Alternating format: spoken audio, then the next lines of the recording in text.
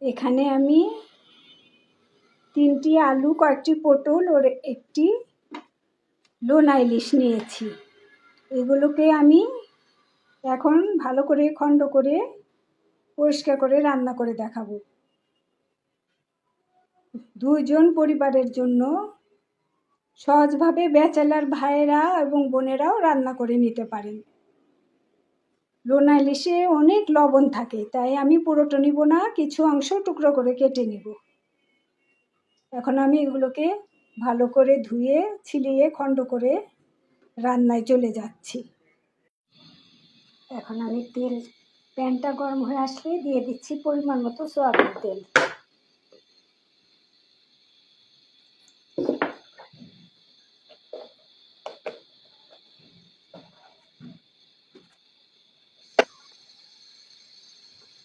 দুটো তেজপাতা,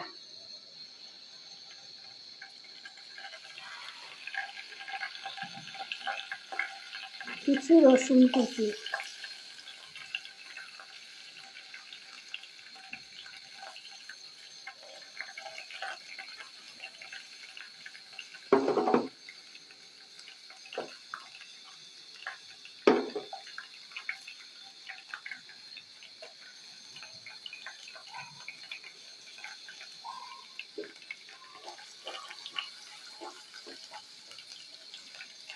কিছু পেঁয়াজ কুচি,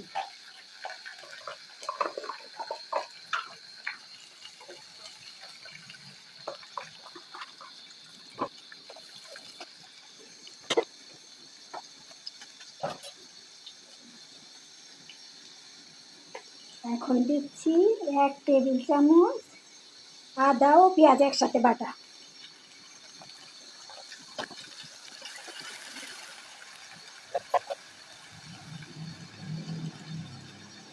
কিছুটা ভাজা হলে এখন দিয়ে দিচ্ছি 1 চা চামচ হলুদের গুঁড়ো,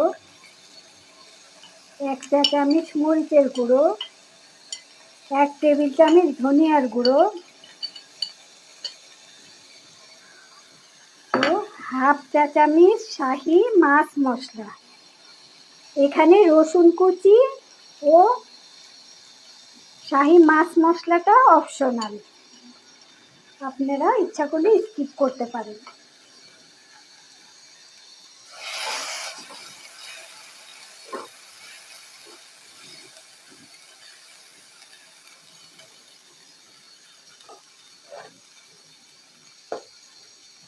এখন দিব হাফ চা চামচ লবণ, কারণ লোনা ইলিশটা লবণাক্ত, সেজন্য স্বাদ অনুযায়ী লবণ দিতে হবে। এখন দিয়ে দিচ্ছি গরম পানি দিয়ে ভালো করে আমি ধুয়ে নিয়েছি যাতে তেতোটা কমে যায়। 4 পিস মাছ দিয়ে দিলাম।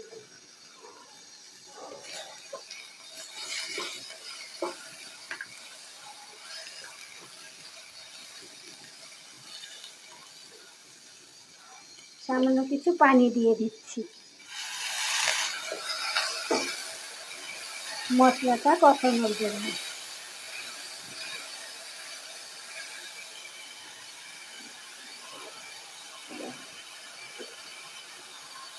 এখন দিয়ে দিব কেটে রাখা আলু ও পটলের টুকরো।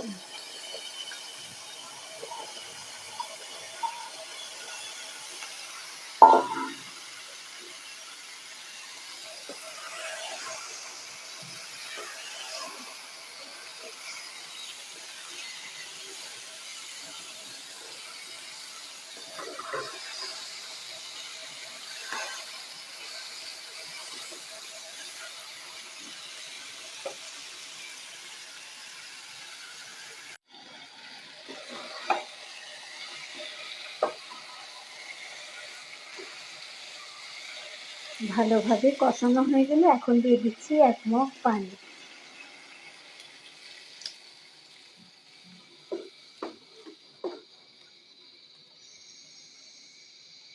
সিদ্ধ হওয়া পর্যন্ত মিডিয়াম আঁচে ঢেকে দেব।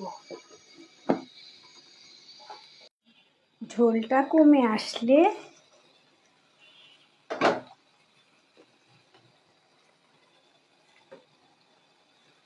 তেজপাতা দুটো তুলে নিচ্ছি। এখন দিয়ে দিব হাফ চামচ ভাজা জিরার ফাঁকি।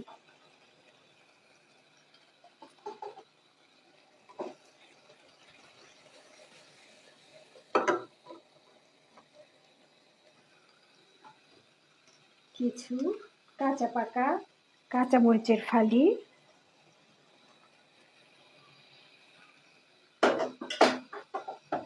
কিছু ধনিয়ার পাতা।